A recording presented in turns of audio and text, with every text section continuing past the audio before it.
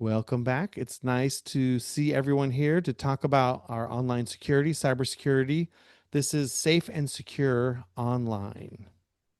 You all know me by now. There's my information. So this is a good time, especially before we get into a lot of shopping, to really be aware of what we're doing online. What's happening in the world on our phones, on our iPads, even on your watch. When you get that out of the blue message or phone call, what options do we have? What can we do to try and not be taken advantage of? Obviously, we can't protect ourselves completely, but let's look at a few things that we can do ourselves to try and be as safe as possible. Realistically, the bad guys are experts. They spend their whole lives trying to scam you and take advantage of you, and they just keep trying hundreds or thousands of times every day, multiple times a day. They just keep trying victims, and we only have to mess up one time. So without beating ourselves up or trying to be perfect, this is a good starter list to keep in mind on your computer, on your phone, and these apply pretty broadly to all of our electronics. And we'll go through some of these here. So if we just go through some computer technology phrases, this might help us understand when we're reading articles online, or if maybe a friend brings up something and says, "Oh, this phishing happened or this other thing happened." Let's just go through some terminology and see sort of what it is. The like a good password, right? Safe passwords, good passwords, strong passwords. We spend a lot of time in the computer industry trying to create passwords that are easy for the computer to break, but really hard for us to remember. So try, if you're going to make up a password, if you're not going to use a password manager, try to make it easy for you to remember something really long, maybe your favorite Shakespearean quote. Don't use to be or not to be, though. And then um, that would be much harder for the computer to guess. 12 characters is a pretty good minimum. I'd say probably at least 14. That's a couple of good words. Maybe you have some sort of algorithm that you use yourself. And if you were going to make your password something like Billy Goats 2025 or something like that, then you would know when do you capitalize things and where's the space and where do you put in the asterisk or something like that. A lot of websites have the opportunity for you to add a multi-factor, a second factor, where you might take your mobile device and have to scan with your camera in order to input a time-based one-time password. Those are very powerful tools, and if that's available to you to add a passkey or a time-based one-time password, it will make your account uh, not impregnable, but virtually. Because even if they can bypass the password, the server will oftentimes still send a message to you saying, "Hey, put this number in, put in this code, or tap this on your phone and approve this." So those are good ways for us to secure, especially the most important accounts. You might get in a situation where I am, where I have 60 of these codes now. And every time it asks for a code, every website, I'm scrolling and scrolling and scrolling or searching to try and find it. But if you just have the most important sites, your email, your bank, with this multi-factor or passkeys, that this is going to be a much more secure computing environment. And our computing environment is still not perfect. We still have to be a little too much of an expert for this to happen. Where do we keep our passwords? A password manager might be the right place to go. The password manager seems like the slide is a little blurry. Let me pause for a moment here. You're welcome. All right. So it looks like we had a little blurry slide. Hopefully that's fixed now. And let's just think about, where do we save our passwords? So it's easy to say, "Oh, you have to do this. This is the best way." But the best way to store your passwords might depend on your environment. For example, if you do a lot of computing at home, you have a desktop computer or a laptop, it doesn't leave your house. It might make sense for you to have a book of passwords that you keep in your drawer and you keep it locked. So maybe if the family comes to visit, it's not lying out. Oh, here's my bank account password. But then you don't have to go through a bunch of hoops to try and get your passwords. If you're going to have lots of passwords and you need to have access to them on your phone and on your laptop and maybe on multiple computers, then it would make sense to go and look into a password manager, a vault of some sort, something like Bitwarden that you can install for free on different devices and securely synchronize those. And there's a few other tools out there. We might go in another class in a little more depth, but you might also consider having a copy of your passwords, maybe a printout or at least your master password in the safe in your house, maybe in the binder where you keep your trust documents or your other important documents. That way, in case, let's say you ended up unavailable for some reason out of the country, you don't have access to those, or heaven forbid, you ended up in a medical procedure and somebody else needed to access that, they could go to that safe, they could unlock your passwords or have access to the most important ones. So lots of right answers. You'll pick the best one for you. We don't want to use the same password at every website, by the way. That's yeah, we'll talk about that more later. So Wi-Fi. We're getting Wi-Fi kind of most places now, and it's gotten better. Lots of Wi-Fi is secure, and lots of the websites that we go to are secure, but it's still a shared connection. So even though you go to your favorite coffee shop or you go to the closest coffee shop, in my case, the close one isn't necessarily my favorite, then you connect to their free Wi Fi. And let's say you want to get on and do some work on your computer, it's just good to be aware that you might be sending unencrypted data that other people can see. So if you happen to already have a VPN, it's good to use that. Maybe you can use your phone's hotspot to do anything really important like banking or check your email or just check. Maybe, do I need to log into my bank at the coffee shop or in the hotel? Maybe I could wait for that or wait until I use something that I know is secure and not risk it. And one thing that has come up in the past is, so you connect to the website shows the security lock, and then theoretically we should be connected and secure. However, the once you connect to somebody else's Wi-Fi, it's possible that they could put a certificate on a fake website that makes you think it's real, and because you connected to their Wi-Fi, they can convince you to trust websites maybe you shouldn't. So it's not likely to happen to most of us, but it could happen. So just be a little extra aware with Wi-Fi. Now, our computers all have firewalls, and sometimes they're turned on by default and sometimes they're not. It's not a bad idea to go into your computer and make sure the firewall is turned on. You can adjust the settings to your liking. For example, if you're not connecting to other computers in the house, you might as well turn all that off. That way, no one else needs to connect to you if you're not sharing folders. And then we have another firewall. That's our home router, our NAT router that connects to the internet. That really protects our household. So it probably comes up later, but we want to make sure that that's connected and up to date. If you get really advanced, you can go in and start to set specific rules in the firewall. And it's different whether you're using Mac or Windows of how you do that. But it's possible to really protect your computer from outside of the network, from your local network or the coffee shop network, to keep bad guys from poking around. It doesn't stop if we click on something bad, though. And the VPN doesn't help with that either. But the VPN is a one more layer, a virtual private network. It creates a link to someone else's computer.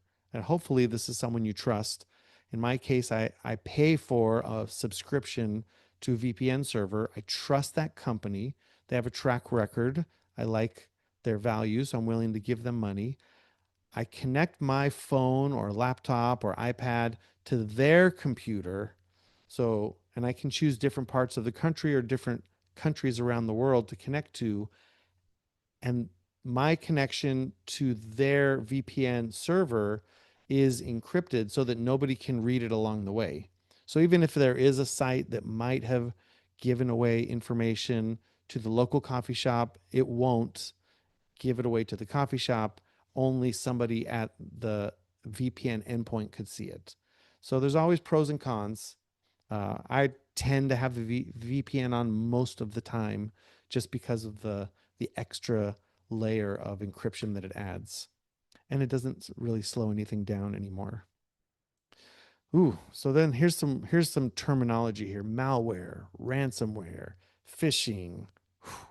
So malware and ransomware, those are two different words that are combined together to form a new word. So malicious software or software that asks you for a ransom.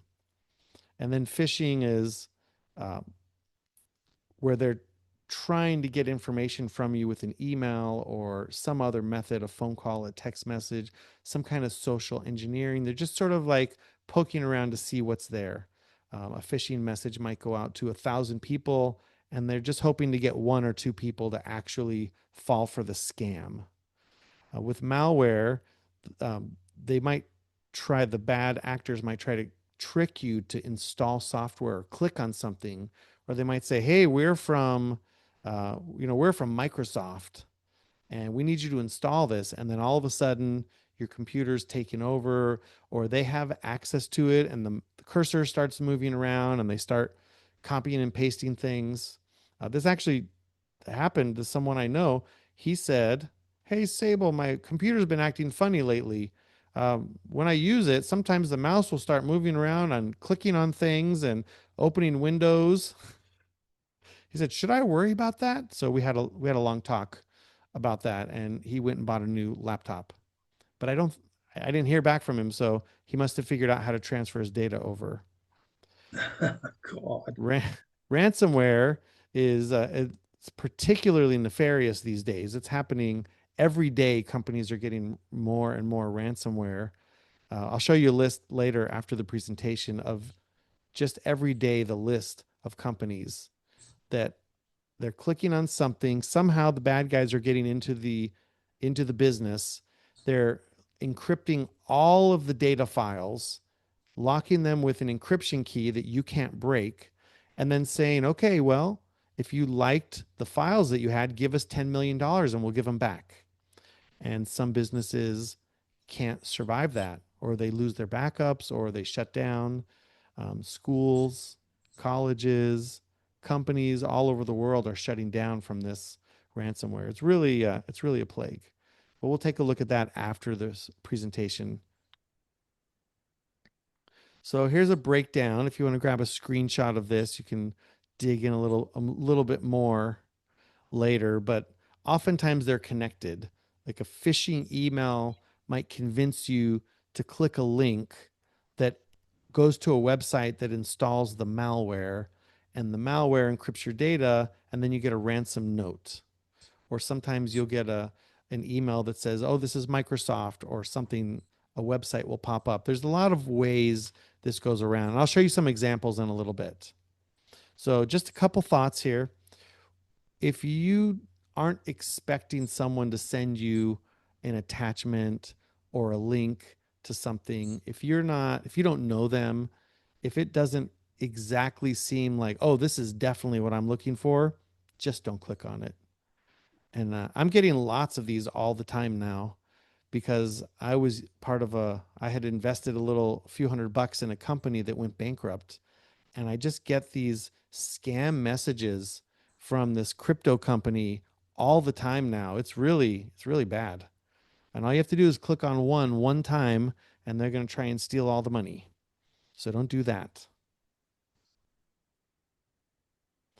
Some ways to help prevent malware: if you're not being attacked on the first day that the malware comes out, that's a good time for Microsoft Defender to be updated, and they'll get definitions that will help look for the active malware.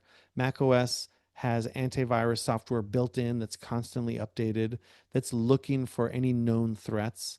And they try to find unknown threats. That's why oftentimes you'll download a piece of software, you'll run a program, and it will say, "Hey, this Windows Defender thinks this should be quarantined," and you go, "No, this is the software I use all the time. Don't quarantine it. This is like my legitimate software." So they're not perfect, but even the Windows Defender that comes with Windows is as good as the pay options, and it's certainly better than having nothing. You also want to make sure that you update your operating system. So when that iOS update comes out, you say, "Oh, I just updated 26. Now do I need 26.0.1?" You probably should, because those updates are coming out because there are reported vulnerabilities happening every day throughout the world for all kinds of systems. Windows is constantly patching dozens to hundreds of vulnerabilities. The macOS security updates will sometimes be patching known vulnerabilities or 0-day exploits that are happening right now. And even more importantly, is to make sure to update your browser. So if you're using Chrome or Firefox, you want to let those update regularly. Since Google Chrome is the biggest browser by market share, it's the biggest target. And they've already had 5 or 6 0-day exploits this year, 2025, that once they find out about, they push out an update to all the Chrome users right away to try and protect everyone. So it's a lot. It's a lot to stay up to date on, but with auto updates, it will usually help us out. Those auto updates are pretty good. Okay, might have to take a break here in just a minute. Um, I'll pause in just a moment, but let's just take a look at these events. Like, what happens if you're the victim? This is we never think it's going to happen to us. We hope it never happens to us or our family members or our kids, our parents, our friends, but it does happen. We all know someone it's happened to, or it's happened to us. Even I've been tricked by an email and clicked a link and said, "Oh no," and then had to go change my password. So that's happened. So you're not alone. These bad guys are coming after you. Try and calm down, change all the passwords. You might have to change your credit cards too if your credit cards were stolen. Try and figure out all the damage that was done. In one case, a friend of mine, he's 92, started to talk to me about a scam that was going on.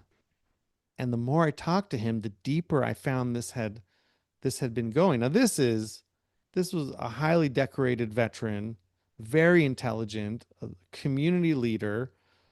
It's not like he wasn't the person that could have done everything right. He's just a normal person, not trying to fight bad guys scamming him.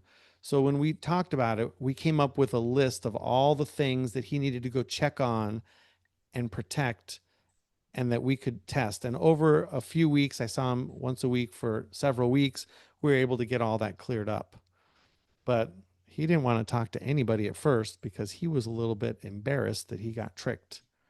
Um, yeah, it can happen to all of us. You can also get your credit report. Once a year, you can pull your free annual credit report from all the agencies. We can freeze our credit. I really suggest that. We'll talk about that after the break. Also, if it is a credit card or a bank account, you probably want to let them know right away, like within a couple hours of when you realize that it has happened. That way you can get your money back from a credit card. And then once you get that done, you probably want to file a report with the FBI. The FBI may not come out and help you specifically the first time you file a report, but when they start to see a pattern, like what happened with the rabbi that I've worked with, but the third time we filed an FBI report, they call over and say, "Hey, what is happening over there? I've got 3 reports of impersonation of people taking advantage of this rabbi."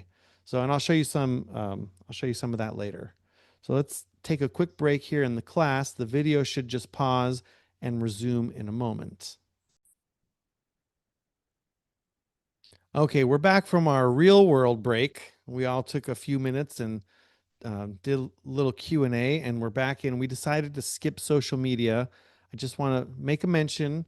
Don't post your home address and then let people on the internet know, hey, I'm going to be gone from my house for a month traveling around the world, or post your license plate number publicly, and your photos might have the GPS location where you took the picture. So take pictures of the grandkids or other little children. Make sure that you're not posting their location. We don't want bad guys to come along and say, "Oh, I know where that is. I can drive over there." Let's talk about technology scams. This is something we probably see the most. So here's a couple. This one, let's see if I can get this. This one I didn't highlight, but it says, okay, direct admin panel dot site. All right. Hello, whatever it is, Leah at direct admin. Here's your invoice. Like, wait, what? This looks pretty legitimate, doesn't it? It looks like a real invoice, but it even has this report this invoice. But you come over here and you're like, well, this is kind of suspicious. I don't know.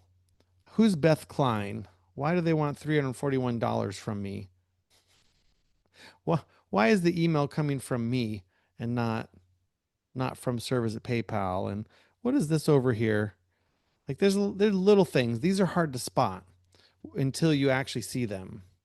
So here's another one here. Okay, blah blah blah. Talk on the phone. Thanks. I have an urgent task for you. Are you free? You're like, oh my goodness. Oh, I'm on a conference call. I need to provide a client with some cards. Can you confirm? Like, what?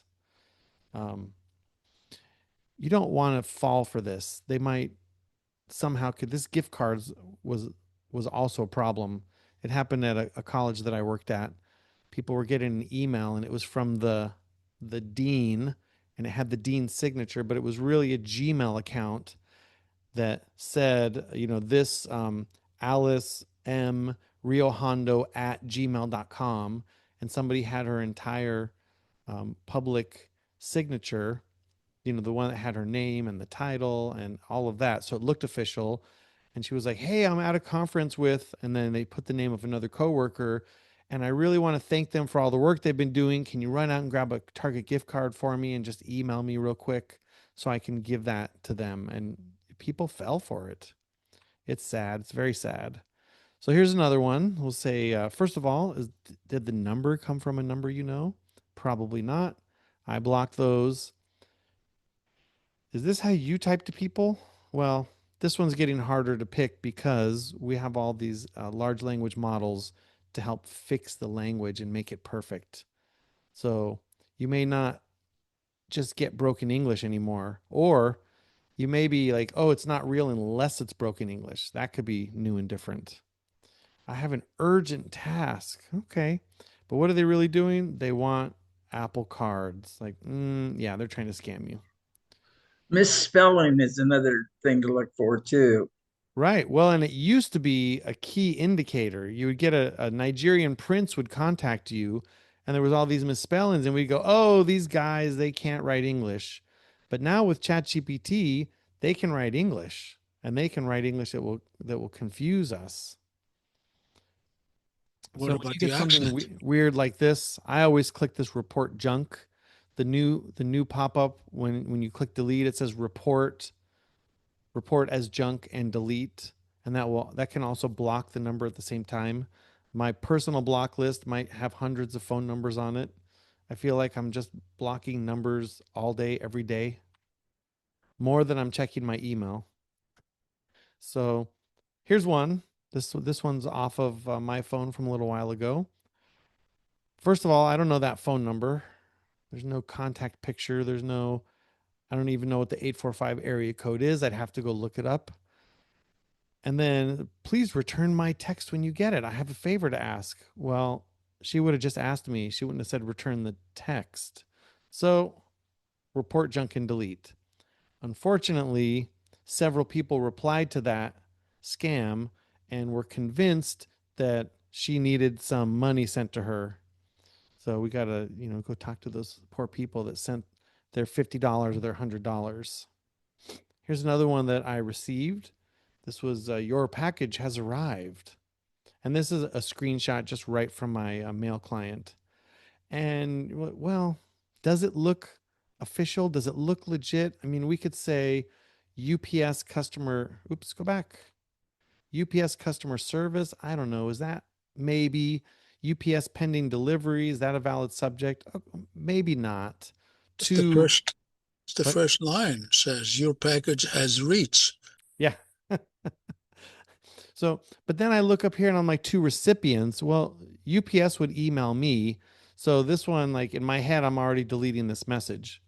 Thankfully, I remembered to grab a screenshot of this before I just deleted it. This one was from a few years ago. And then you could see there's a typo in there, and this was during the coronavirus outbreak, where everyone's packages were being held or not delivered. This was a real problem at the moment that this email came in. This was happening, and then they included a weird attachment. An ISO, you probably don't know what an ISO is, but an ISO is an image.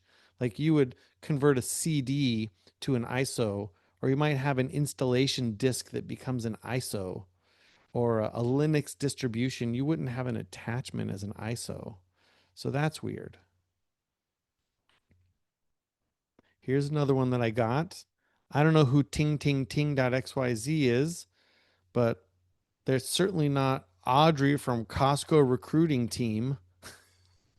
And my profile caught their attention. I don't have a profile. I'm not looking for a current part time remote job opportunity. This is a terrible scam, by the way, that people are getting excited about their remote part time job. And there's always some sort of a scam. They got to pay money up front, or I don't know what happens. Oh, free training and 15 to 20 days of paid vacation per year. Could you imagine getting 3 weeks paid vacation when you just work an hour a day? Too good to be true, right? And notice this phone number they want you to get back to is not where they sent the message from. So they compromised this server. They're sending, like, this came to me, not, I'm not ting. So lots of red flags we want to look out for. So here's a couple others. I won't belabor everything. So first of all, like driver chat. What? The driver doesn't send me a driver chat. What is this craziness? I don't know what this 262966 is. I could look it up, but I don't know what it is offhand. This link, a.co/ whatever, I don't know what that is. I might type that, I might copy it and put it in VirusTotal and find out what that link is, but I don't know what it is. So this could be malware, could be a bad message. I just report junk. Here's one that I got. It says, "Hi, Amy, I'm back from my trip. Can you drop off my dog at blah, blah, blah, blah, blah? Thanks."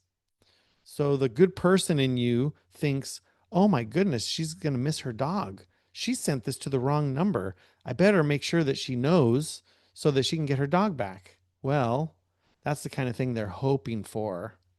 So here's another one. Oh, I got the same thing there. Different number, but then I got this message that says, "I'm very sorry to bother you. This is my photo. Do we know each other?" People say, "Oh, la la. Yes. Look, she wears a nice watch. She must be a nice girl.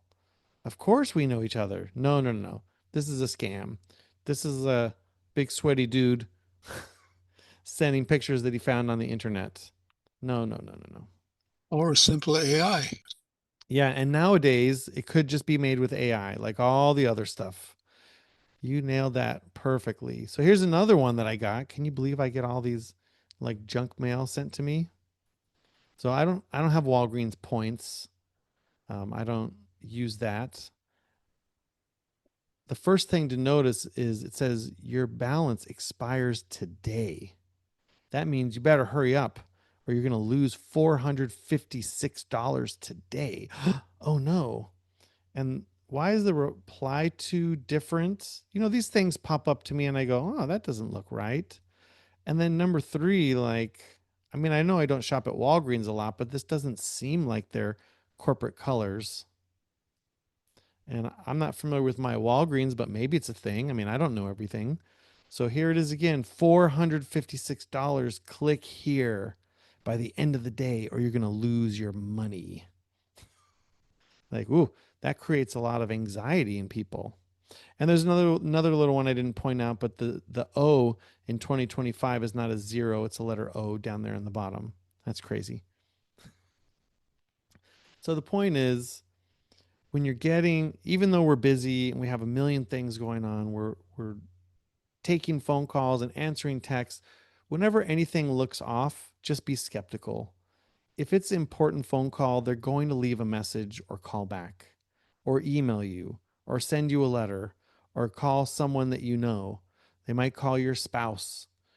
They might call your children. If it's critical, or if the city needs to get a hold of you because your rental property burned down, they're going to get a hold of you. You don't have to take every call. You might want to like just check I don't have this number. Don't ask Richard, is this his new number? Try and get a hold of him through the number you have. And I know it takes a few extra minutes, but it's probably better than clicking on the wrong link. Oh, that's funny. All right, let's wrap this thing off. Gift cards, wire transfers, it's probably a no-go. Maybe someday I'll tell you about the other college professor who it was a pretty serious infiltration that we discovered, and we were able to stop before he wire transferred away his down payment for his house. Use long passwords, make them unique for everything. Freeze your credit. If you don't need to open up an account, you don't need to refinance or buy a car. The bad guys might want to have access to your credit, so just freeze it. It's a little bit of a hassle, but we'll do that after this video. I'll show you.